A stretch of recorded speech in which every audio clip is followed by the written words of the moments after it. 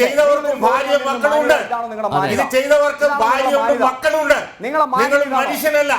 അതുകൊണ്ട് നിങ്ങൾ ഇത് ചെയ്തവരോട് നിങ്ങളോടല്ല. നിങ്ങളോടല്ല പറഞ്ഞത്. തീരുമാനമെടുത്ത ഡീൻ ഉൾപ്പെടെയുള്ള അധ്യാപകർക്കെതിരെയാണ് അദ്ദേഹം പറയുന്നത്. ബലാത്സംഗം ചെയ്യുന്ന പണിയായി മൃതദേഹത്തെ ബലാത്സംഗം ചെയ്യണം. മരിച്ചുപോയൊരു മനുഷ്യനെ അത് തിരുത്തണം. നിങ്ങൾ അത് തിരുത്താം. പക്ഷെ മരിച്ചുപോയൊരു മനുഷ്യനെ നിങ്ങൾ ബലാത്സംഗം ചെയ്യുകയാണ് ചെയ്യുന്നത്. മനസ്സിലായോ? എന്നിട്ട് മരിച്ചുപോയ മനുഷ്യനുമായിട്ട് കൺസീലിയേഷൻ, ഒരു മനുഷ്യനെ കൊന്നവരെ ഞാൻ എടുത്തു വെച്ച് കാര്യങ്ങൾ പറയുന്നുണ്ടല്ലോ. ഒരു മനുഷ്യനെ അത് SFIന്റെ ഇവിടെ വന്നിരിക്കുന്ന പ്രതിനിധികള് അല്ലെങ്കിൽ SFI ആണ് വരുത്തി തീർക്കാണ്. ഇത് ചെയ്തവരെ, ഈ തീരുമാനമെടുത്തവരെ, ഇതിൽ ഒപ്പിട്ടവരെ കുറിച്ചാണ് പറയുന്നത്. SFIക്കാരെ കുറിച്ചല്ല പറയുന്നത്, ഇതിൽ ഒപ്പിട്ടവരെ കുറിച്ചാണ് പറയുന്നത്. ഡീൻ ഉൾപ്പെടെയുള്ള ആളുകളെയാണ് അദ്ദേഹം വിമർശിക്കുന്നത്. നിങ്ങളെ കുറിച്ച് പറയാനുള്ള വിമർശനം ഞാൻ ഇനി പറയും. നിങ്ങളത് കേൾക്കുന്നു. കുഴപ്പമില്ല, അതിന് ഞാൻ ഇനി പറയുന്നുണ്ട്. ഞാൻ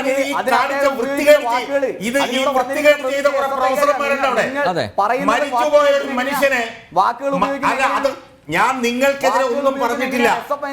നേതാവ് എന്ന് പറഞ്ഞിട്ടല്ലേ പറയുന്നത്. നിങ്ങൾക്കെതിരെ ഒന്നും ഒരു കുഴപ്പമില്ല സുഹൃത്തെ, അത് നിങ്ങൾക്കെതിരായിട്ടല്ല, നിങ്ങളോടാണ് പറയുന്നത്.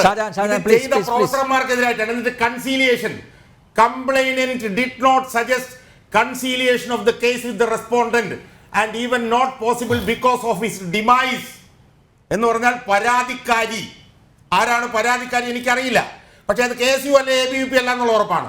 അവരെന്താ പറയുന്നതെന്നറിയാവോ? ഇതിലൊരു സമവായ ചർച്ചയ്ക്ക് അവർ തയ്യാറല്ലെന്ന്. അത് മരിച്ചുപോയവനെ കുറിച്ച് നിങ്ങൾ മനുഷ്യനാണോ സുഹൃത്തെ? നിങ്ങൾ വേണമെങ്കിൽ ഞാൻ പറഞ്ഞ വാക്കിന് നിങ്ങൾ എന്നെ എന്തുമാത്രം വേണമെങ്കിൽ ശിക്ഷിച്ചോ, പക്ഷെ നിങ്ങളൊരു മനുഷ്യനല്ലേ? മരിച്ചുപോയൊരു മനുഷ്യനുമായി അല്ല, ഞാനൊന്ന് പറഞ്ഞു തീർക്ക്. മരിച്ചുപോയൊരു മനുഷ്യനുമായി ഞാനൊന്ന് പറയട്ടെ. ഞാനത് ഞാൻ പറഞ്ഞു കഴിഞ്ഞ് നിങ്ങൾ എന്നെ എന്തുമാത്രം ഭത്സിച്ചോ അതിനെനിക്ക് വിരോധമില്ല. ഞാൻ എല്ലാം കേട്ടോളാം, ഞാൻ മിണ്ടായിരുന്നു കേട്ടോളാം. നിങ്ങൾ എന്ത് വേണേലും എന്നെ പറഞ്ഞോ. ഞാൻ ഒറ്റ ചോദ്യം ഞാൻ ചോദിക്കുന്നുള്ളൂ. ശരിയല്ലാത്ത കാര്യങ്ങൾ ഇങ്ങനെ വിളമ്പിക്കൊണ്ടിരിക്കുമ്പോ ഇത് തിരുത്തേണ്ടി വരും. എന്റെ പ്രിയപ്പെട്ട ജിഷ്ണു, ഞാൻ ഈ വായിച്ച കാര്യത്തിൽ ഞാൻ SFI നേതാവിനോട് ചോദിക്കുകയാണ്, ശരിയല്ലാത്ത ഒരു വാക്ക്, ഒരക്ഷരം ഞാൻ പറഞ്ഞോ? ഞാൻ ഈ പരാതിയിലെ വാക്കുകൾ മാത്രമല്ല ഞാൻ പറഞ്ഞുള്ളൂ. നിങ്ങൾ മനുഷ്യനാണോ സുഹൃത്തെ? Complainant did not suggest conciliation. അതിന് നിങ്ങൾ എന്നെ വേണം എന്റെ കർണക്കുത്തിട്ട് അടിച്ചോ, നിങ്ങൾ വേണം എന്റെ കർണക്കുത്തിട്ട് അടിച്ചോ, എനിക്ക് പ്രശ്നമില്ല. സമ്മതിച്ചു, ഞാൻ നിങ്ങളുടെ കാലം വേണമെങ്കിൽ മാപ്പ് ചോദിക്കാം. പക്ഷെ നിങ്ങളോടല്ല അത് പറഞ്ഞത്, ഇത് ചെയ്തവരോടാണ് പറഞ്ഞത്, ഇത് ചെയ്തവരോട്. എന്നിട്ട് മരിച്ചുപോയ മനുഷ്യനുമായി സമവായത്തിന് തയ്യാറല്ലെന്നൊരു സ്ത്രീ, ഒരു വനിത, ഒരു കോളേജിൽ പഠിക്കുന്ന ഒരു സ്ത്രീ പറഞ്ഞു വെച്ചിരിക്കുകയാണ്. എന്നിട്ട് ഞാൻ ഇനി VS ഉപയോഗിച്ച ഭാഷ ഞാൻ പറയാം, നരാധമന്മാർ എന്നുള്ള വാക്ക് പറയാം. ഈ നരാധമന്മാരായിട്ടുള്ള പ്രൊഫസർമാര് അതിനുശേഷം 2 കംപ്ലൈന്റ് കമ്മിറ്റി കൂടിയിരിക്കുന്ന എന്റെ ജിഷ്ണു നിങ്ങളൊന്ന് ആലോചിച്ച് നോക്ക്. നമ്മളൊരു പരിഷ്കൃത സമൂഹത്തിലല്ലേ ജീവിക്കുന്നത്? ഒരു പാവപ്പെട്ട ചെറുപ്പക്കാരനെ കൊന്നു ഞാൻ പറയാൻ കാര്യം എന്താണെന്നറിയോ? ഞാൻ പറയാൻ കാര്യം പോസ്റ്റ്മോർട്ടം റിപ്പോർട്ട് എൻ്റെ ഇരിപ്പുണ്ട്. ആ പോസ്റ്റ്മോർട്ടം റിപ്പോർട്ടിലെ ഏറ്റവും അവസാനത്തെ ഒരു വാചകമുണ്ട്, ഒന്ന് വായിച്ചു നോക്കണം.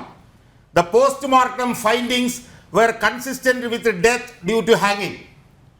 എന്നിട്ട് പറയുന്നു, he had sustained multiple blunt injuries including tram line contusion of age 2-3 days on the body suggestive of assault. അയാൾ തൂക്കിയിട്ട് കൊന്നതായിട്ടാണ്, തൂക്കിക്കിടന്ന് മരിച്ചതായിട്ടാണ് കാണുന്നത്. പക്ഷേ 2-3 ദിവസം പ്രായമുള്ള പരിക്കുകൾ അയാളുടെ ദേഹത്തുണ്ടായിരുന്നു എന്ന് ഈ പോസ്റ്റ്മോർട്ടം റിപ്പോർട്ടിൽ പറയുന്നു. ഈ പോസ്റ്റ്മോർട്ടം റിപ്പോർട്ടിൻ്റെ അടിസ്ഥാനത്തിൽ അത് ചെയ്ത ഏതു വളരെ നല്ല ഭാഷ ഞാനെനിക്ക് പറയാം, ഏതു നരാധമനുണ്ടോ അവനെ ശിക്ഷിക്കേണ്ട കോളേജ് കമ്മിറ്റി മരിച്ചുപോയ ഒരു ചെറുപ്പക്കാരനെ വീണ്ടും ശിക്ഷിക്കുമ്പോഴാണ് മൃതദേഹത്തെ ബലാത്സംഗം ചെയ്യുന്ന ഏറ്റവും ക്രൂരമായിട്ടുള്ള നടപടിയാണെന്ന് എനിക്ക് പറയേണ്ടി വരുന്നത്.